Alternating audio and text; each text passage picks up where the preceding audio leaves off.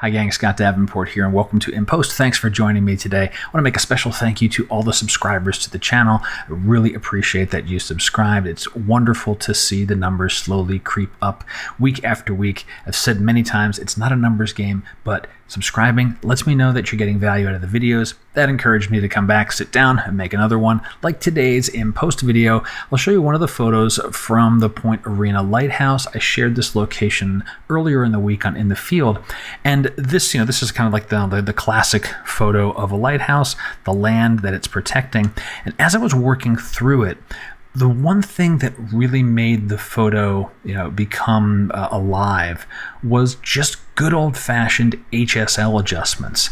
And so let me do this. Let me hit the / key.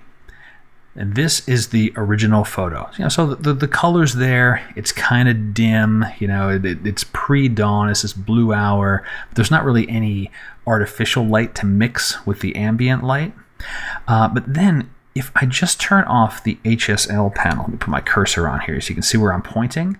I just turn that off for a minute, and we'll see the big shift in color. Now that sky is still very washed out. The cliff faces, the oranges and yellows are coming through, but they're not quite as vibrant. And then turning that back on, it's a moodier scene, but it accentuates my subject much, much better. The color contrast here, we've already got warm, cool tones going on. That's fantastic. And then that lighthouse really jumps off the deep blues. So what happened in here?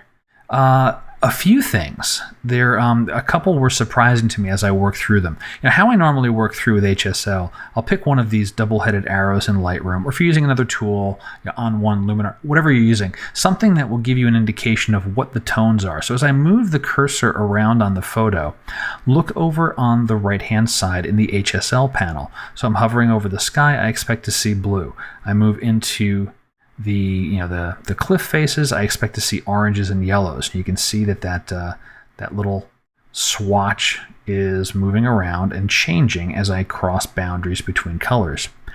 One that was interesting to me is when I checked the roof of, I assume this is the lighthouse keeper's quarters.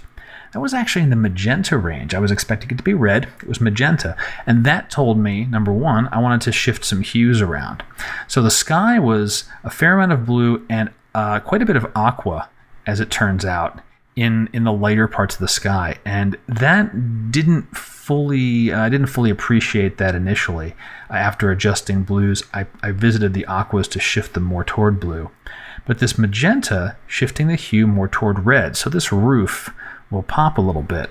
And then saturation and luminance, I think we tend to understand these at least a little more naturally. At least I did when I first started working with this panel. It's like, I got a color, I want to make it more colorful or less colorful. Saturation, I understand that.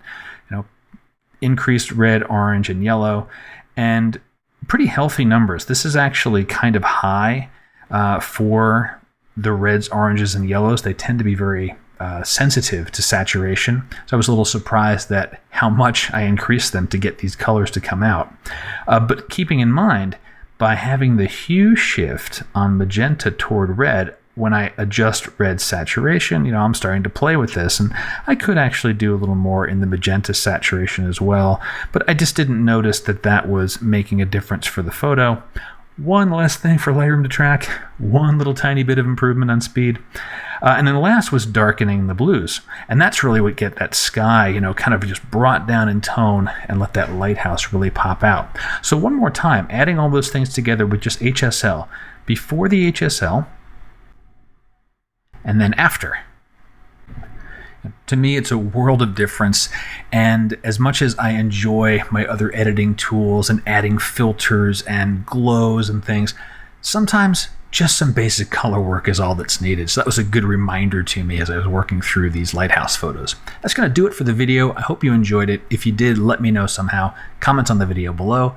Questions about photography? Always like to hear what's on your mind. Drop them in the comments. Want to keep it private? Hit me up through my website. And until next time, my name's Scott Davenport, and happy shooting.